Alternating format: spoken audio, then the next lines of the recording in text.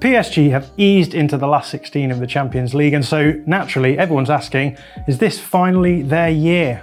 So on the board in front of me I've got how PSG set up against Juventus in their most recent Champions League game.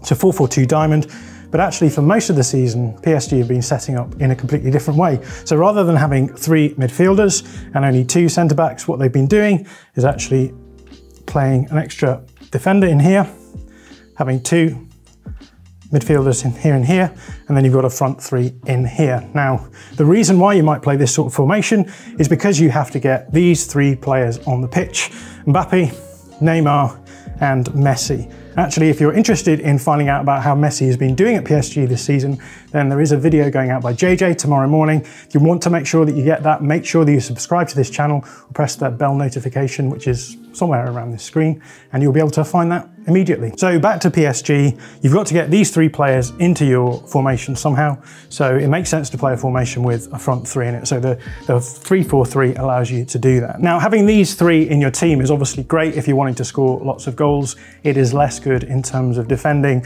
and to be a modern team who's really competing at the top level, you have to be able to press from the front. And regardless of how good you think Lionel Messi is, he is called Lionel Messi, not Lionel Pressy. So the question for any manager managing PSG is, how do you get the most out of those 3 players in terms of going forward and attacking, and then how do you overcome the weaknesses they have defensively? And the way that Christophe Galtier, the PSG manager, has decided to do that is to play in this 3-4-3 formation. So you have wing-backs here, you have your 3 centre-backs as well. Now, if you're going to be a team who are largely dominating possession, which PSG are going to be in Liga, then essentially you're going to have a lot of time spent in the opposition final third. You want to have a really nice structure so that you can create as many dangerous attacks as possible. And that's why a lot of these elite teams like to use positional play. So I'll draw the famous lines on the board where we've got central space here, 2 half spaces here and here, and then you've got the wide areas as well. Now, the 3-4-3 allows you to get your best players into dangerous areas. So Mbappe is going to play as a striker here.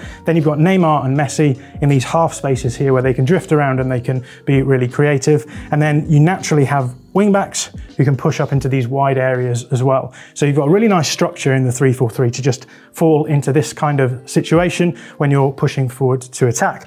Now that leaves you the rest of your team.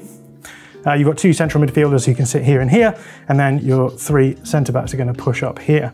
It gives you a really nice base here. So we call this a 3-2 base because you've got the 3 centre-backs and then your 2 midfielders. And this does a couple of things for PSG. One of them is that it brings all of your players quite close together in build-up phases. So these players can move the ball around quite nicely because there's so much overloads here.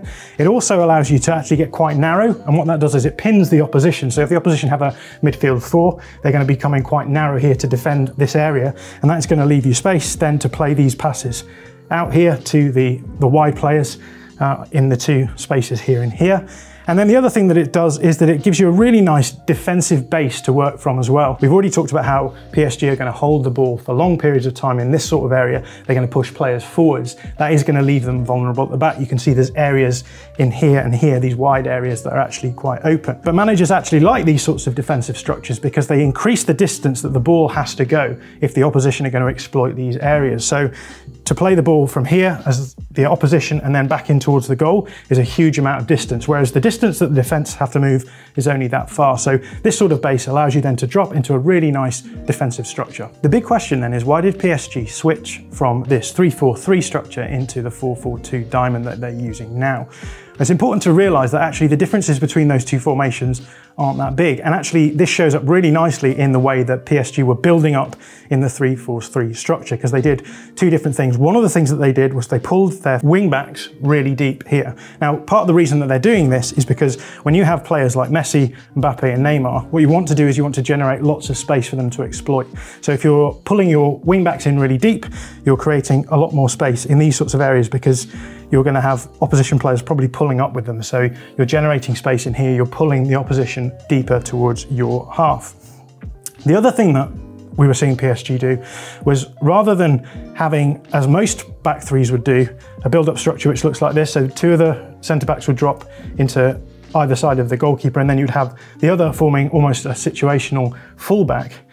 we're seeing the two outside centre-backs going either side of the goalkeeper, and then Marquinhos pushing into the central area. And what this would do then is allow Vitinha the ability to get further forward. And then if we look at this sort of formation now, we're pretty much ending up very close to what the 4-4-2 diamond looks like anyway. And that is the probable reason why Christophe Galtier is happy to stick with this 4-4-2 diamond formation, because actually in the league, he wants to get all of his players into advanced positions, as many as possible. He knows that he's going to be the more dangerous team. And so the idea then is that you move all of your players up, you've got rid of a centre-back, you've pushed that centre-back into midfield, and then you've been able to push one of the midfielders further forward as well in Vitinha. And so what you're doing is you're getting your team into a much better situation to be able to attack in the final third. But playing this high possession football in the opposition third will mean that you are leaving yourself open to counter-attack, and that is exacerbated by the fact that your front three, Mbappe, Neymar, Messi, might not be quite as good at counter-pressing to stop the opposition from getting these quick outballs that allow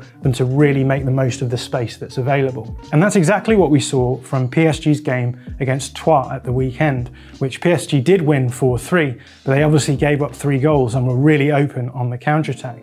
Now, in Liga, that's fine if you can score more than the opposition, but in the Champions League knockout stages, it's going to be a different question altogether. Because PSG are only as good as their front three allow them to be. And obviously when they get through into the knockout stages of the Champions League, they'll be coming up against teams with really high technical level players who are going to try and retain possession and build up through them. And that's where this front three becomes a problem again, because if oppositions are able to break the press that these three are putting up, and they're not putting up a particularly impressive press, then you end up with these situations where the opposition can get into this midfield, and these 3 midfielders, despite the fact that they're all very good, have too much to do. They're going to be overrun in the midfield areas because of the front three. But Christophe Galtier is a smart manager. He knows that the weapon that he has at his disposal is this front three, but they also come with that downside. So he has to try and develop an approach which is going to mitigate some of the problems that they offer. And so perhaps the best solution to this is, rather than PSG trying to retain the possession high up the field and leave themselves exposed on the counter, sitting deeper, looking to absorb pressure, and then trying to get the most out of this front three in the various ways that they can. So obviously we've got Mbappe, who is a great runner, really quick, can get in behind and a really dangerous finisher. And we have these two then, Neymar and Messi, who are really creative in both dribbling and passing situations, so they can fashion chances for their teammates as well. So what we'll see in this situation then is PSG sitting deeper and then looking to transition quickly at speed and score goals in that way. And so in this way, you can overcome the defensive deficiencies of this front three, but enjoy the attacking potency that they offer. So can PSG finally win the Champions League? Well, when you look at that front three, you have to argue yes. But we've also seen that that front three does have a downside. So this is going to be all about how Christophe Galtier can set up his team for the rest of the tournament. And I think the best way they can do that is by taking a leaf out of Real Madrid's copybook, sitting deep, attacking at speed, and taking teams down that way. Now, it's a high-risk approach, and as we saw from Real Madrid last season, it will require chunks of luck along the way, but the reward is a Champions League trophy. If you like this video, please consider subscribing to the channel. The Athletic brings you the best sports journalism in the world in a personalised experience, connecting you with the stories and teams that you care about the most. There's coverage of 13 sports, plus direct access to world-class journalists through live Q&As, discussions and podcasts. And you can try it now for free for 30 days by clicking the link in the description.